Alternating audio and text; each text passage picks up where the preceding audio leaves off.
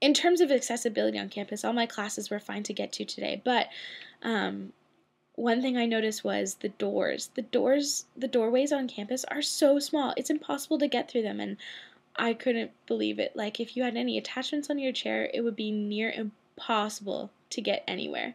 So that really amazed me.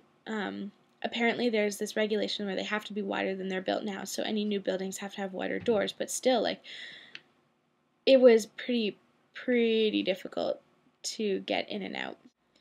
So the last thing I just wanted to mention was about the people who have been helping me out with this project. Some of them have never even pushed a wheelchair before or fed a person, and it was really cool, Morgan, that this project is not only something that I'm learning from, but we're also helping facilitate other people in their learning of how to live in an integrative lifestyle with people with disabilities.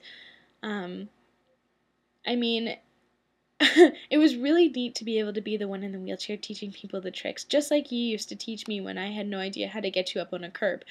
Um, that when we came to a big gap, you had to tip me back I had to tell people to tip me back on my back wheel so that I could get over it. And I just thought, I just do that automatically now, but it's really cool that other people are learning, other people are gaining those skills.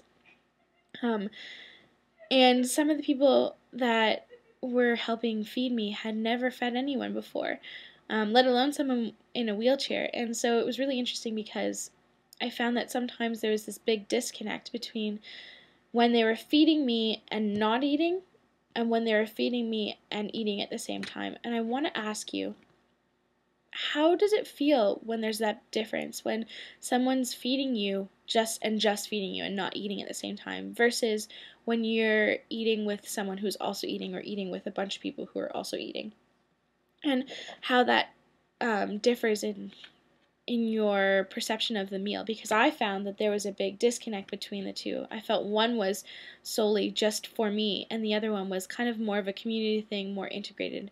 So I want to know how you feel when people feed you and what you prefer as opposed. I know you like friends feeding you, but do you like them eating at the same time, or would you prefer people just to feed you and then eat, or eat somewhere else? Like, I'm just curious because I've never asked you that before, and I think it's really interesting. One other thing I wanted to mention was um, how interesting it was, the reactions of taking me somewhere. One of my friends who took me to class this morning dropped me off and had to go to her class, and she kind of looked at me and said, "I feel bad for leaving you here." And I understand what she means, and it was so sweet of her. She's such an amazing person, and I'm really grateful for her for bringing me to class. I can't wait till you can meet her. And she really got me thinking, because how many times do I walk other people to class, and I'm never worried about leaving them there by themselves? But as soon as someone's in a wheelchair and you're leaving them there, you almost feel like you're leaving them there to fend for themselves. And I don't know, is it a feeling of pity? Do you feel like people pity you? Do you feel like people are overly worried about you? It's almost like they feel like they have this increased responsibility and sometimes don't know what to do with it, don't know how to interact with it.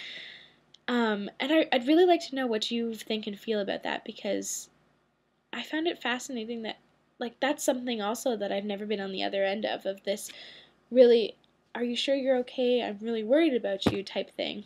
Um, and I think that's something I really want to know your opinion about. How do you feel when people do that?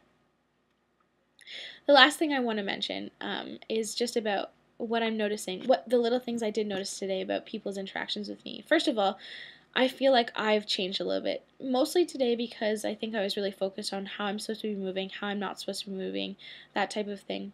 But also, I want to know what uh, what you feel makes a difference for